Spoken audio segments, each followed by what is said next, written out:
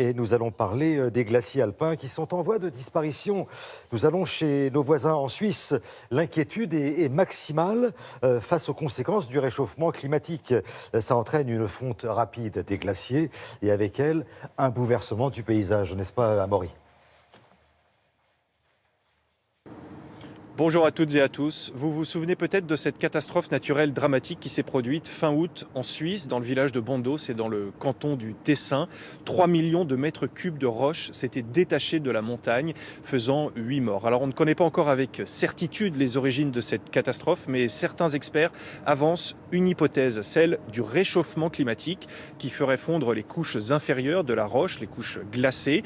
En fait, les fondations de la montagne seraient affaiblies, entraînant ces éboulements. Le réchauffement climatique a un impact très concret sur la montagne, sur les Alpes. C'est un phénomène que l'on craint particulièrement aux abords des glaciers, notamment aux abords du glacier d'Aletsch. C'est le plus grand d'Europe, il est situé au centre de la Suisse. Et là-bas, comme on va le voir dans ce sujet réalisé avec Brice Boussoir et Julien Méchaussy, les conséquences de ce phénomène pourraient être dramatiques. Aletsch, c'est le roi des glaciers d'Europe, le plus long des Alpes avec ses 23 km, mais il est aujourd'hui en grand danger. Sur les flancs du géant de glace, la montagne montre en effet d'inquiétants signes de faiblesse. Elle bouge jusqu'à 90 cm certains jours. La zone est aujourd'hui totalement interdite d'accès. On dirait un terrain de guerre. Il y a plein de fissures, des blocs de pierre qui sont tombés. Les sentiers ne sont plus praticables.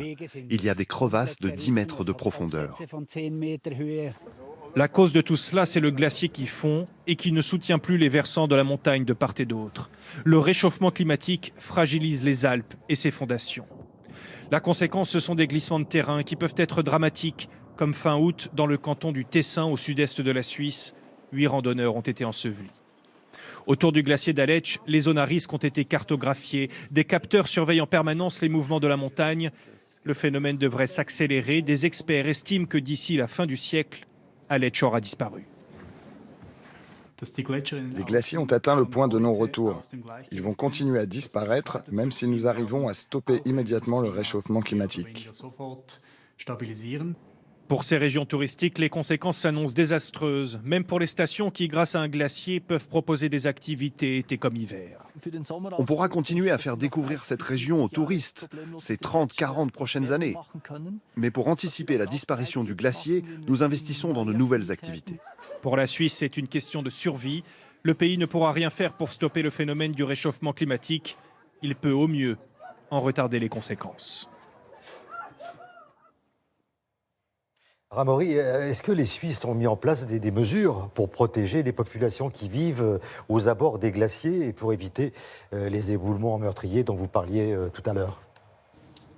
Oui, plusieurs mesures ont déjà été mises en œuvre, des mesures d'urgence avec l'installation de filets de protection pour tenter d'arrêter les éboulements, des pieux pour renforcer la roche.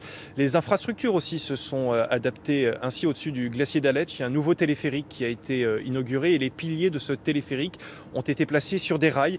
Comme ça, ils peuvent bouger avec la montagne quelques centimètres par an. Mais au-delà de ces aménagements, l'homme ne peut pas faire grand-chose face à un phénomène qui modifie tout l'écosystème alpin. Dernier exemple, autour du glacier d'Aletsch, là où le glacier a fondu, des forêts sont apparues. Dans ces forêts, les cerfs se multiplient, ils entraînent beaucoup de dégâts dans les cultures environnantes. On le voit, le visage des Alpes, le visage de la montagne est en train de changer radicalement et ce, en moins d'un siècle. Merci beaucoup, Amaury.